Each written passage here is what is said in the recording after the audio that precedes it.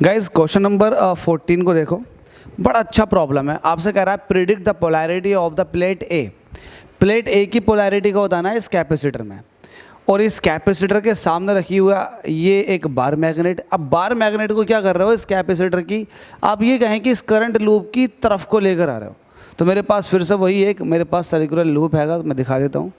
तो ये मेरे पास एक सर्कुलर लूप है, आप देख रहे होंगे ये यहाँ से कुछ ओपनिंग दिखाई दे रही है। तो ऐसे मान कर चलें कि यहाँ पर एक कैपेसिटर लगा हुआ है, ठीक है। तो ये कैपेसिटर लगा हुआ, अब जैसे ही मैं इसकी तरफ को ये थोड़ा सा इसको पकड़ लेता हूँ अंदर से, हाँ ये, अब जैसे मैं इसकी तरफ को एक बार मैग्नेट लेकर आता हूँ, तो बार मैग्नेट की नॉर्थ पोलैरिटी को मैं इसकी तरफ को लेकर आ रहा हूँ।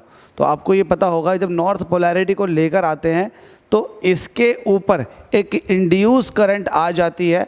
अब जिसकी पोलैरिटी भी नॉर्थ होगी, यहाँ पर देखो अगर मैग्नेटिक फील्ड की डायरेक्शन देखोगे तो यहाँ पर पोलैरिटी जो हो जाएगी नॉर्थ इंड्यूस हो जाएगी।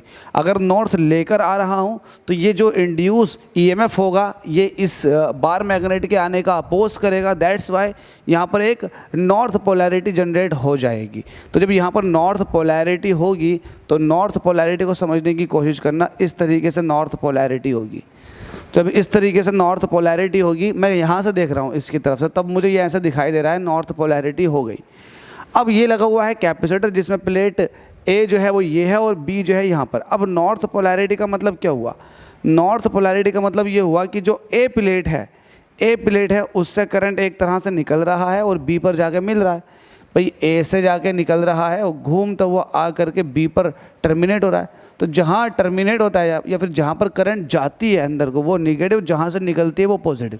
तो ये प्लेट पॉजिटिव की तरह बिहेव करेगी और ये निगेटिव की तरह। तो आपसे पूछ रहा था कि ए की पोलैरिटी बताओ, तो ए जो होगी वो पॉजिटिव होगी और जबकि बी जो होगी वो निगेटिव पोलैरिटी पर होगी। इंटरेस्टिंग ये है कि यहाँ पर कौन सा पोलैरिटी बनेगी। अगर नॉर्थ लेकर आ रहा हूँ तो नॉर्थ बनेगा, साउथ लेकर आता तो साउथ बनता है यहाँ पर। और अगर नॉर्थ तो इसके दूर लेके जाता, अगर नॉर्थ को इससे दूर लेकर जाता तो साउथ बन जाता उसके ऊपर, और अगर साउथ को उससे दूर लेकर जाता तो नॉर्थ बन जाता उसके ऊपर। मतलब कुल मिलाकर के चेंज ऑफ फ्लक्स का हमेशा अपोज करेगी ये सर्कुलर कॉइल। तो उम्मीद करता हूँ समझ में आ गया होगा, ईजी था, 2 बार एग्जाम में पूछा गया।